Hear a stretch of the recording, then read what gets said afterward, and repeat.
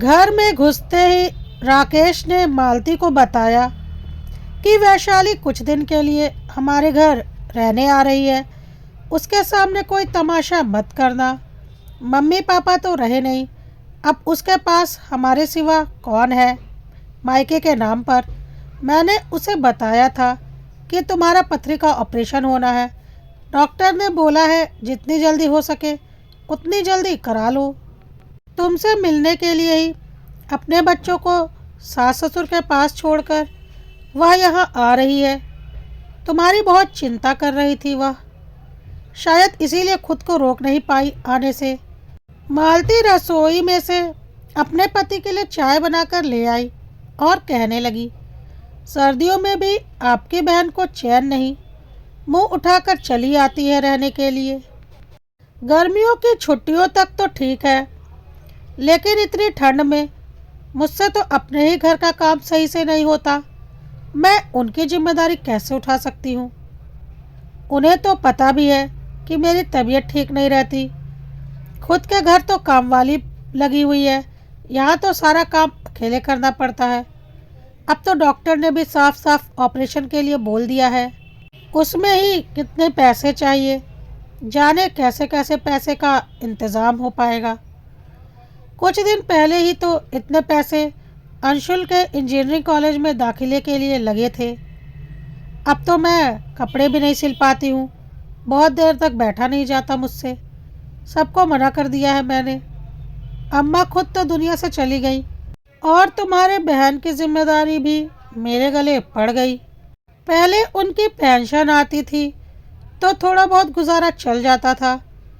देखो मालती, तुम चिंता मत करो, मैं सब पैसों का इंतज़ाम कर लूँगा। बस तुम अपना ध्यान रखो और मेरी बहन के साथ अच्छी तरह से रहना। वह कुछ लेने के लिए नहीं, तुमसे मिलने के लिए यहाँ पर आ रही है।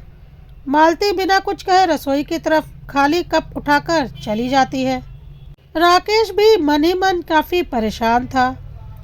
एक छोटी सी बर्तन की दुकान ही तो है उसकी।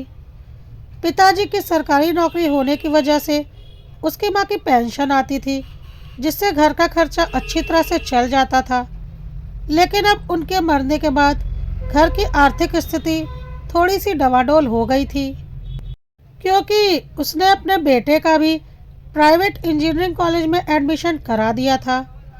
मालती भी कपड़ों की सिलाई किया करती थी। अगले दिन वैशाली आ जाती है और अपने भाई भाभी के गले लगकर मिलती है।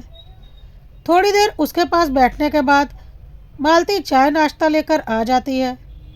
चाय पीने के बाद वैशाली अपने बैग से कुछ खाने पीने का सामान निकालकर मेज पर रख देती है और फिर अपने पर्स में से 60,000 रुपये अपने भाई के हाथ में थमाती हुई कहती है, भैया आप डॉक्टर से जल्दी ही भाभी के ऑपरेशन की डेट ले लीजिए। घर की परेशानियां मुझसे छिपी हुई नहीं है। मम्मी और दिनेश जी ने ही मुझे यहाँ पर पैसे देकर भेजा है और ये भी कहा है कि तुम अपने मायके में जब तक तुम्हारी भाभी बिल्कुल ठीक नहीं हो जाती तब तक रह सकती हो। बच्चों की बिल्कुल चिंता मत करना। मुसीबत के समय भाई बहन ही एक दूसरे के काम नहीं आएंगे तो रिश्तों का क्या फ़ायदा। वह ज़बरदस्ती अपने भाई के हाथ पर उसके मना करने के बाद भी पैसे रख देती है। मालती की आंखों में आंसू आ जाते हैं। उसे खुद पर बहुत शर्मिंदगी महसूस हो रही थी। वैशाली उसके आंसू पोंछते हुए कहती है, भाभी आप कोई चिंता मत कीजिए, सब ठीक हो जाएगा। मालती के आंसुओं में उसके मन की सारी कड़वाहट धुल गई थी। वह अपने पति से भी आंखें नहीं मिला पा रही थी।